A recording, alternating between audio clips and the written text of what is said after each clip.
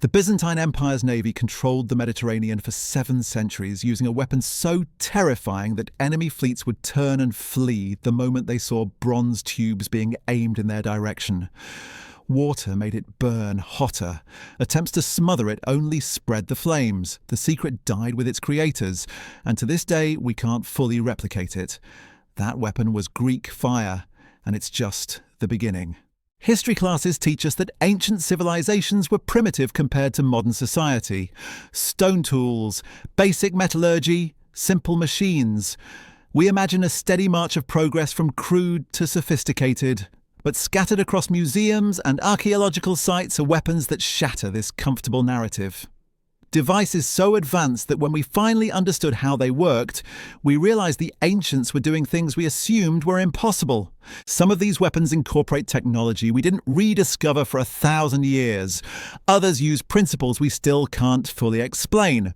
A few required metallurgical knowledge that modern science struggles to duplicate even with contemporary equipment. These aren't myths or exaggerations.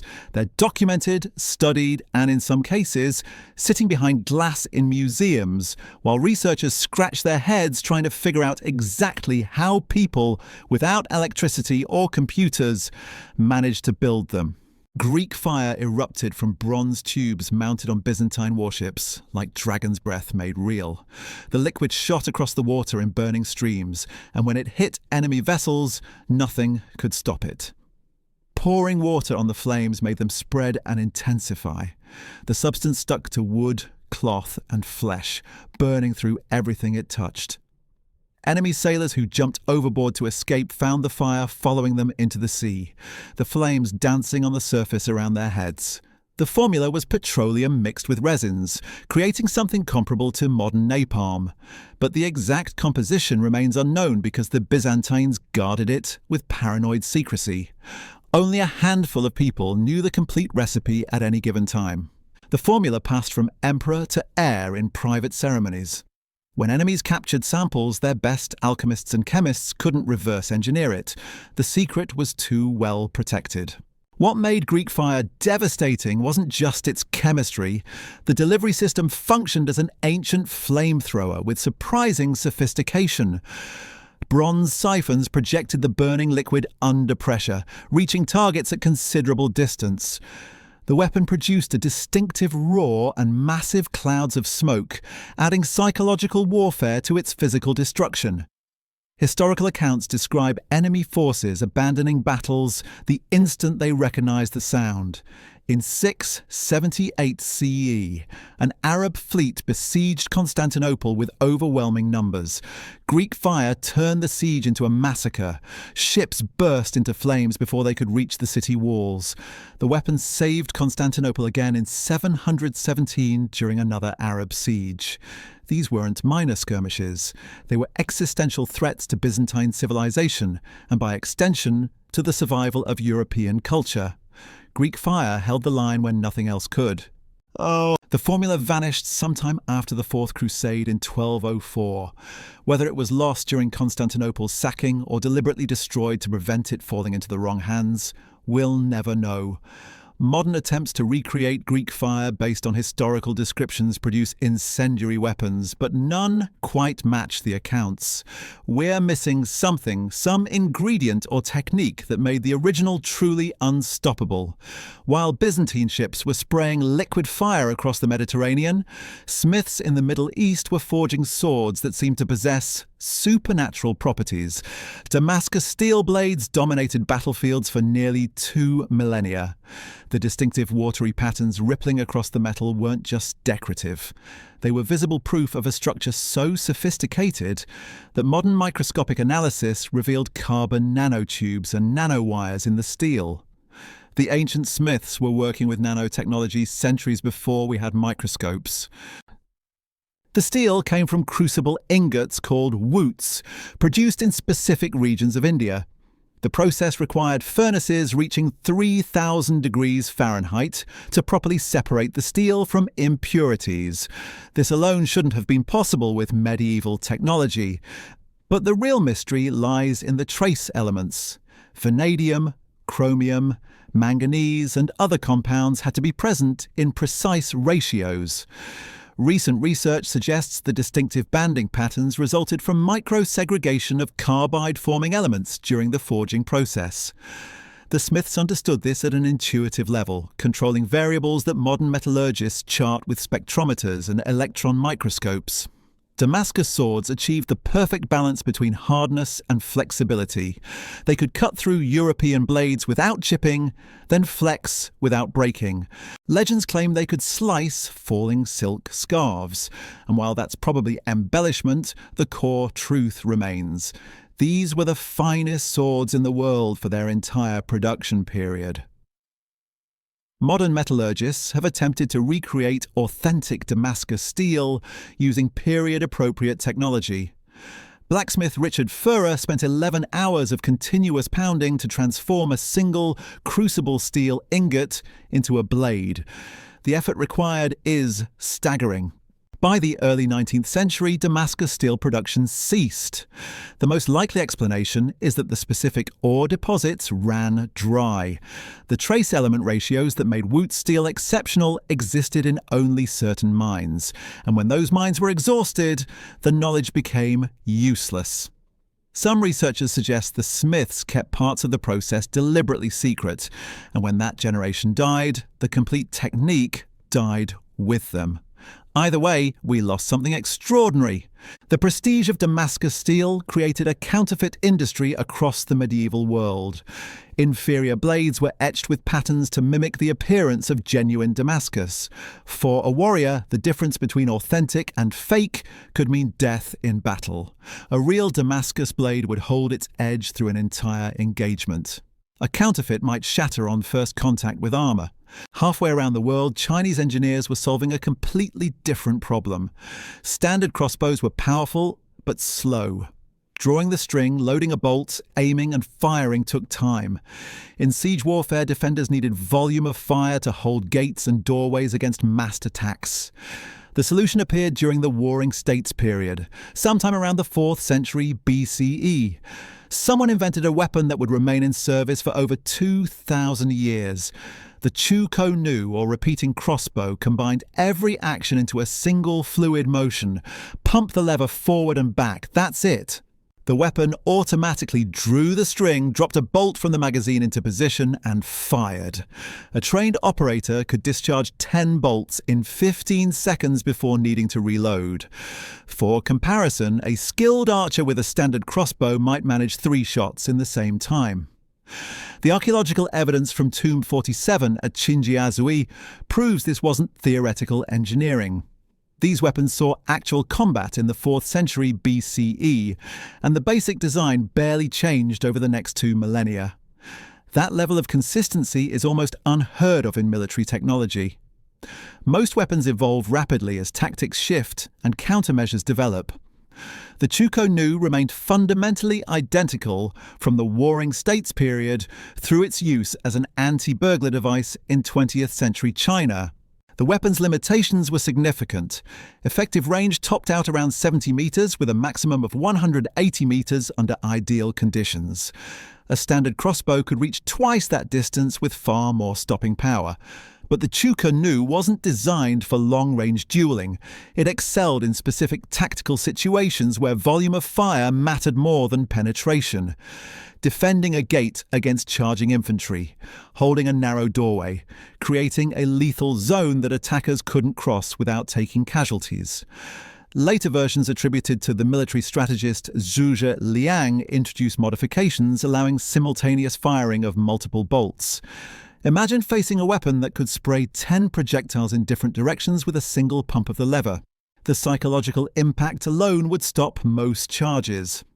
While Chinese engineers perfected rapid-fire crossbows, a Greek mathematician in Syracuse was developing something that would make Roman naval commanders question their sanity. The year was 214 BCE. Rome had sent a fleet to capture Syracuse during the Second Punic War. Standard procedure: approach the walls, land troops, overwhelm the defenders, except Archimedes had other plans. Huge poles suddenly thrust out from the city walls, extending over the water. Before Roman sailors could react, massive grappling hooks descended and clamped onto the bows of their ships. Then the real nightmare began. The ships lifted into the air, not slightly, not just tilted, fully hoisted above the water, swinging like toys suspended from a crane. Sailors tumbled from decks. Equipment crashed into the sea. Then the mechanism released and Queen Karems, weighing dozens of tons, plummeted onto rocks or slammed back into the water with enough force to shatter their hulls. Ancient accounts describe this as the claw of Archimedes, though some sources call it the iron hand. The weapon exploited principles of mechanical advantage that wouldn't be formally systematized for centuries. Pulleys and levers multiplied force, allowing a relatively small crew operating the mechanism to manipulate warships that should have been immovable. The physics were sound. We know this because modern recreations have validated the concept. In 1999, BBC's Secrets of the Ancients attempted to build a working claw, using only materials and techniques available to Archimedes. 7 days of construction. Then they tested it against a scale model of a Roman warship. The mechanism successfully tipped the vessel enough to sink it. Discovery Channel repeated the experiment in 2005 with similar results. The weapon wasn't mythology, it was physics. But here's what made the claw truly devastating. Roman soldiers began to fear they were fighting gods. Naval warfare in 214 BCE followed predictable patterns.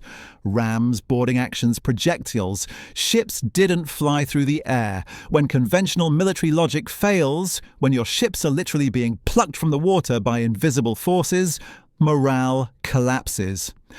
Roman commanders eventually ordered their fleet to approach Syracuse only at night, hoping darkness would protect them from Archimedes' defensive systems. The siege lasted 2 years. Syracuse eventually fell through betrayal, not military superiority. When Roman soldiers finally entered the city, they had explicit orders to capture Archimedes alive. General Marcus Claudius Marcellus wanted the mathematician who'd humiliated Rome's navy. Instead, a soldier killed him during the chaos of occupation. We lost one of history's greatest engineers to battlefield confusion. Archimedes understood mechanical advantage in ways that modern engineers can chart with equations, but ancient craftsmen could only grasp intuitively. The claw represented sophisticated knowledge of leverage, buoyancy, structural integrity. The same principles that let you lift a car with a jack, scaled up and weaponized.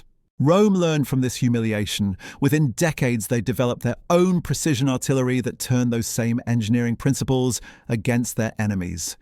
The Scorpio changed how Romans fought. Instead of viewing artillery as siege equipment for breaking walls, they recognized its potential as anti-personnel weaponry.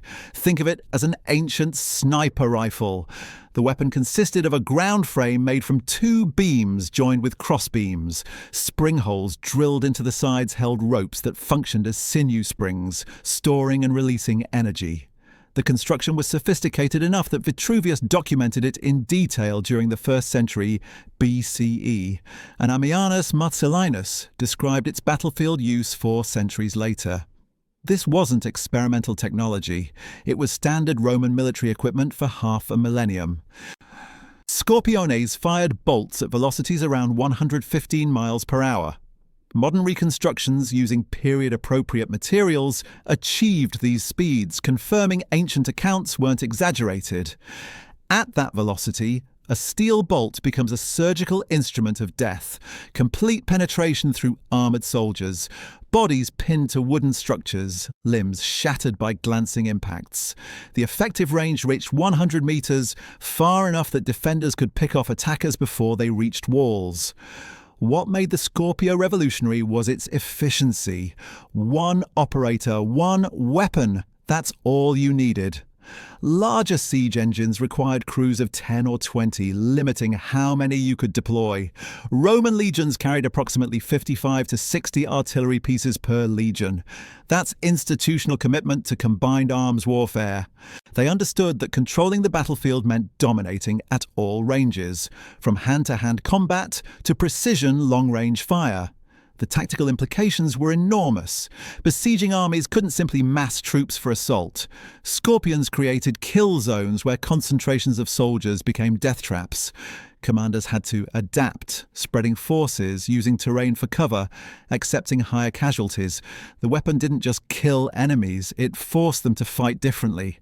But if you think Roman engineering was impressive, wait until you see what Viking smiths achieved with steel that shouldn't have existed. Northern Europe, 9th to 11th centuries, approximately 170 swords have been found bearing the inscription VLFBERHT.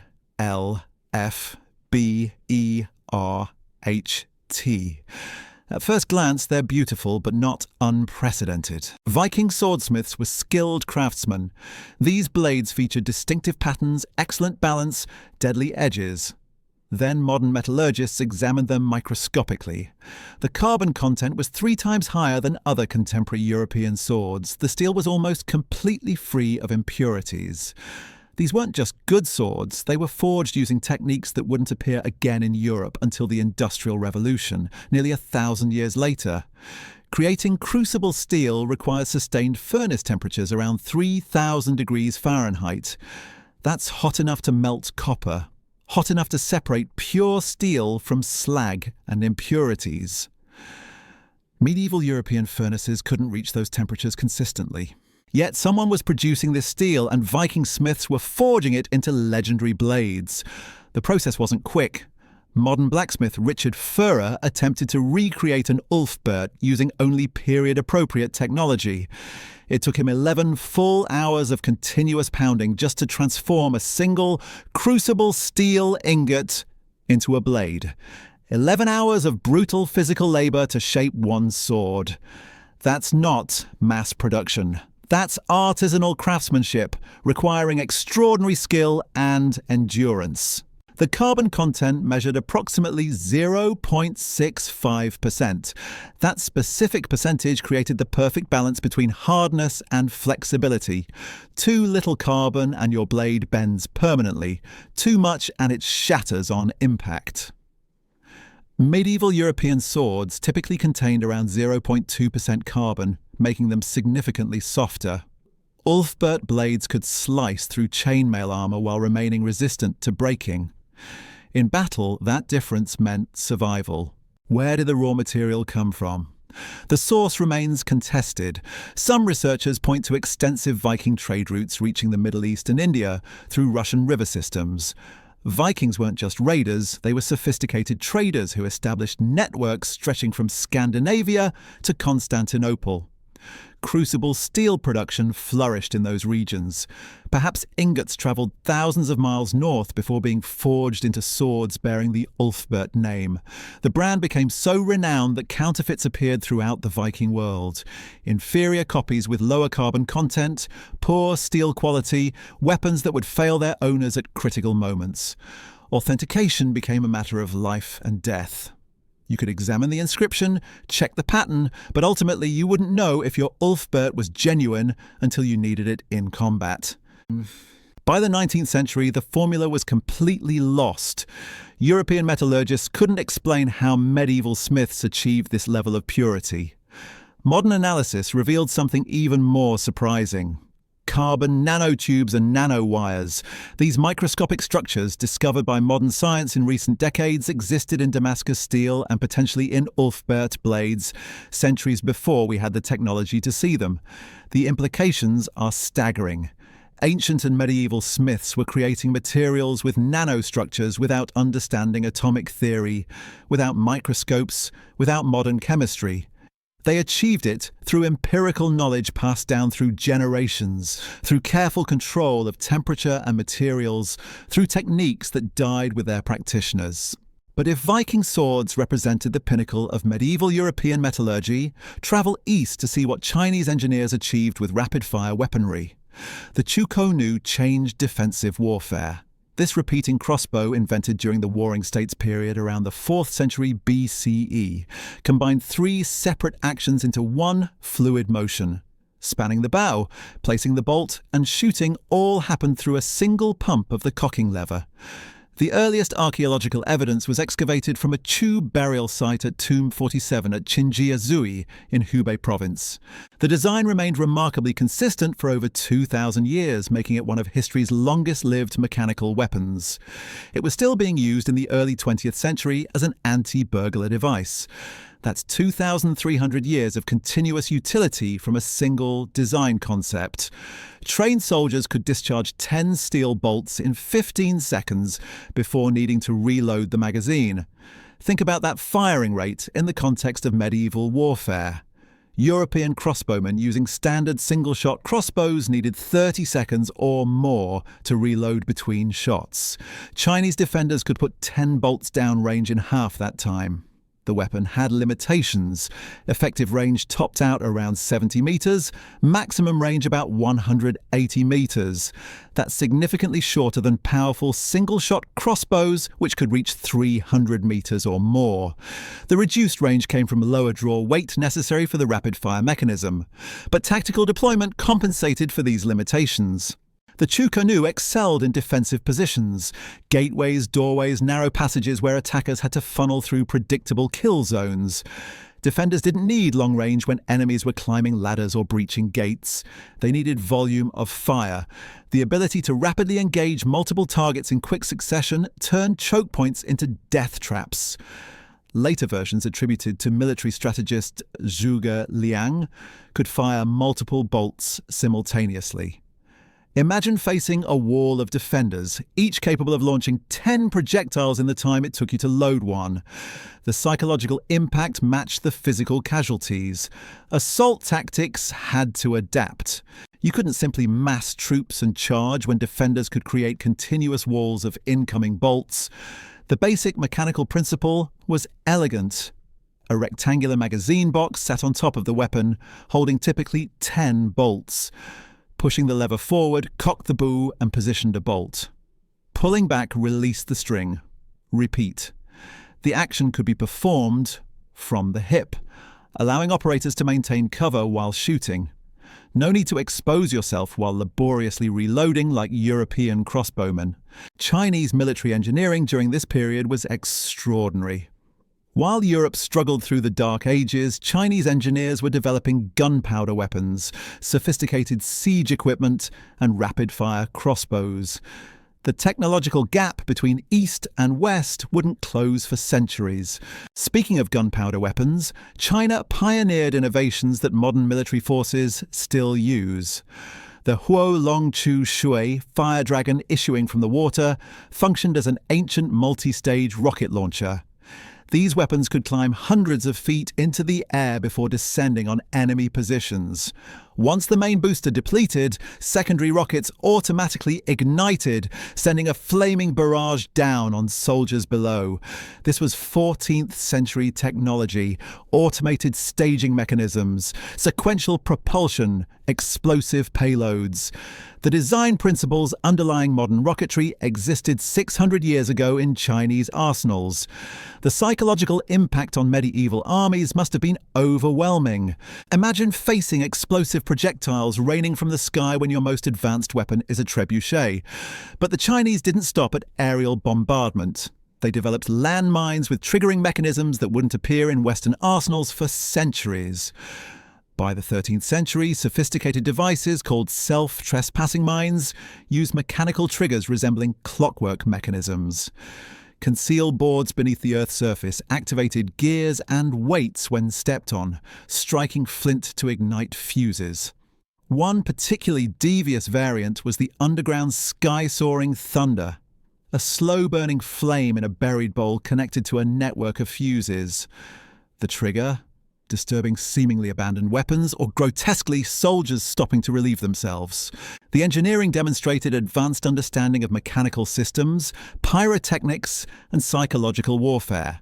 Naval versions existed too, underwater mines with elaborate fusing systems, some featuring remote detonation capabilities operated by pulling cords from shore. The sophistication rivals 19th century explosive devices. These weapons allowed smaller defensive forces to create effective area denial against numerically superior attackers. Terrain became weaponized. Every step forward became potentially fatal. The strategic implications transformed warfare. Attacking armies couldn't simply advance. They needed mine-clearing procedures, expendable troops to trigger devices, alternate routes around suspected minefields. Defensive warfare gained enormous advantages through technology that made the Earth itself an enemy. The technological sophistication wasn't limited to land warfare. Ancient naval combat saw innovations equally terrifying. Greek fire dominated Mediterranean waters for 7 centuries, an incendiary weapon so devastating that its formula became the Byzantine Empire's most closely guarded secret. Based on petroleum mixed with resins, comparable to modern napalm, it possessed one horrifying characteristic. Water couldn't extinguish it. It burned especially well on water. Deployed through bronze tubes mounted on warships, essentially ancient flamethrowers, Greek fire could project flames at enemy vessels from safe distances. The psychological impact matched its physical destruction. Historical accounts describe how it produced thunderous roars and thick smoke. Enemies often fled at mere sight of it.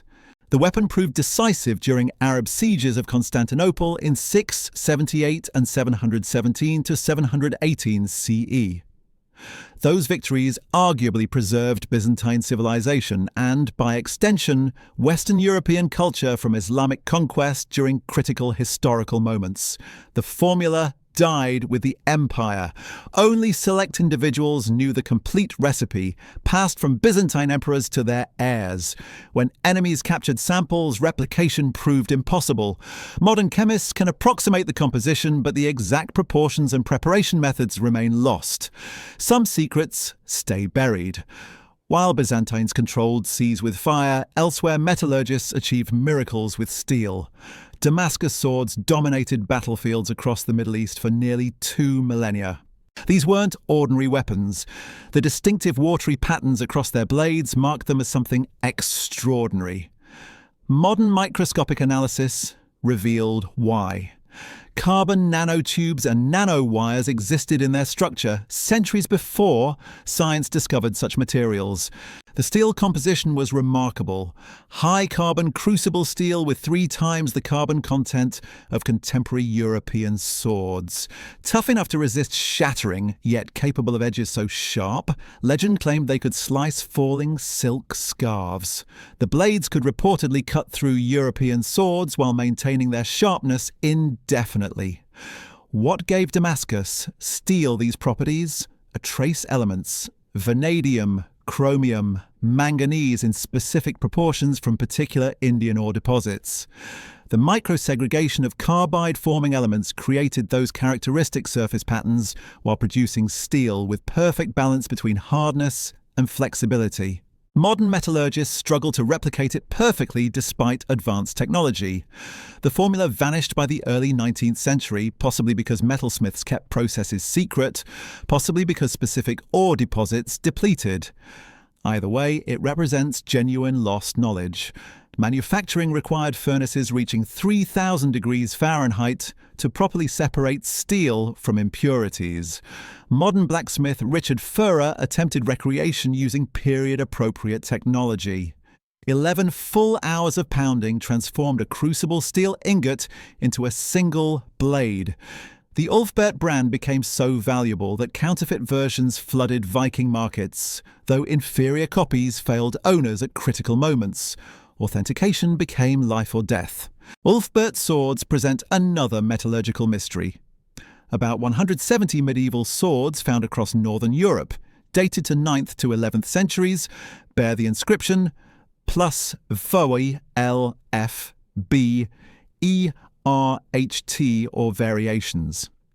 Modern examination shows they were almost without impurity, with carbon content matching Industrial Revolution crucible steel nearly 1,000 years early. The source remains debated. Did trade routes bring raw materials from Middle East or India? How did Viking-era smiths achieve temperatures and techniques that Europe wouldn't rediscover for centuries? These weren't isolated achievements. Ancient engineers understood principles modern militaries still employ. Archimedes' claw terrorized Roman naval forces during Syracuse's siege in 214 to 212 BCE. described as crane-equipped grappling hooks. These devices could lift attacking quenqueremes by their bows, then release them to crash onto rocks or capsize in deep water. Ancient accounts describe huge poles thrusting from walls, lifting ships high into the air by iron hands resembling crane beaks. Ships were rolled, swung violently until mariners were thrown out, then dashed against rocks. The physics were sophisticated. Mechanical advantage through pulleys and levers allowed relatively small forces to manipulate massive warships. Modern recreations validated the concept. BBC's Secrets of the Ancients in 1999 and Discovery's Superweapons of the Ancient World in 2005 both successfully demonstrated the principle. Within 7 days, researchers built functional versions that tipped model Roman ships sufficiently to sink them. The psychological impact on actual Romans was devastating. Historical sources note soldiers feared they fought gods themselves when ships were mysteriously grabbed and destroyed by unseen mechanisms. Romans answered with precision artillery. The Scorpio functioned as an ancient sniper rifle, picking off individual enemies at impressive distances. These torsion siege engines, described by Vitruvius in the 1st century BC and Ammianus Marcellinus in the 4th century AD, featured sophisticated engineering. Ground frames of joined beams with spring holes drilled into sides allowed rope placement, creating sinew springs that provided power. The weapon excelled at precision shooting, cutting down foes at 100 meters. Projectiles traveled at speeds around 115 miles per hour based on modern reconstructions. Bolts pierced completely through armored soldiers or pinned them to walls, even glancing blows shattered bones. The efficiency was remarkable. Single operators could manage them, unlike larger siege engines. Roman legions deployed approximately 55 to 60 artillery pieces per legion, demonstrating commitment to combined arms warfare and recognition of long-range precision fire's tactical value. Whether defending fortifications or supporting infantry advances, Scorpios provided devastating fire support that changed battlefield calculations. But perhaps the strangest ancient weapon concept came from Archimedes again. His heat ray, while debated historically, demonstrates how ancient scientists conceived of directed energy weapons. The concept involved focusing sunlight onto approaching ships using burning glasses, causing them to ignite. No contemporary evidence exists, and it doesn't appear in surviving Archimedes' works, but the idea persisted through history. Modern recreations produced mixed results. MIT students using 127 one-foot square mirror tiles focused on a mock wooden ship at 100 feet achieved flames, but only after cloudless skies and 10 minutes of stationary target. Mythbusters concluded it was impractical for battlefield use. Yet a 13-year-old student, Brendan Sinner, demonstrated the principle worked through careful experimentation with multiple concave mirrors. Whether actually deployed or not, the conception shows sophisticated understanding of optics and solar energy concentration, remarkably advanced for the 3rd century BCE. Ancient scientists were thinking about energy manipulation and directed energy in ways modern militaries continue exploring with lasers and microwaves. These weapons share common threads. They represented cutting-edge technology that pushed boundaries of what seemed possible. They required specialized knowledge often lost when civilizations fell. They demonstrated that ancient peoples weren't primitive. They were innovators solving complex problems with available materials and understanding principles we consider modern. The technological gap between ancient and medieval periods wasn't as vast as commonly believed. Sometimes it reversed entirely. Greek fire's formula remains unknown. Damascus steel can't be perfectly replicated. Chinese landmines predated European equivalents by centuries. These weren't flukes. They were products of sophisticated scientific understanding and engineering capability that challenges assumptions about linear technological progress. Innovation isn't exclusive to modernity. It's been happening since humans first picked up tools and wondered how to make them better. The pattern becomes clear when you step back and look at what these weapons represent. They're proof that human ingenuity doesn't follow the neat timeline we've constructed in textbooks. Progress isn't always linear. Knowledge gets lost. Entire industries collapse when key resources disappear, or when the people who understand them die without passing on complete information. Greek fire's formula vanished because secrecy was paramount. Damascus steel production ended when specific ore deposits ran dry, or when trade routes shifted. The Ulfbert manufacturing process disappeared with the smiths who practiced it. Chinese innovations like repeating crossbows and landmines existed centuries before Western equivalents. Yet we frame the story as if technology always flowed west to east. What's fascinating isn't just that these weapons existed, it's that modern engineers, with all our advantages, struggle to recreate them using period-appropriate materials and methods. We can approximate Greek fire but can't match its exact properties. We can forge steel that looks like Damascus but lacks its precise nanostructure.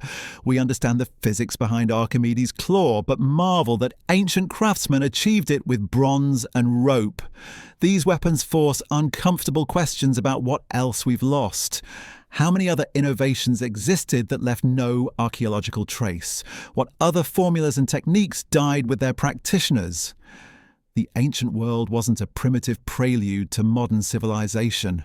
It was sophisticated in ways we're still discovering, and sometimes in ways we'll never fully recover.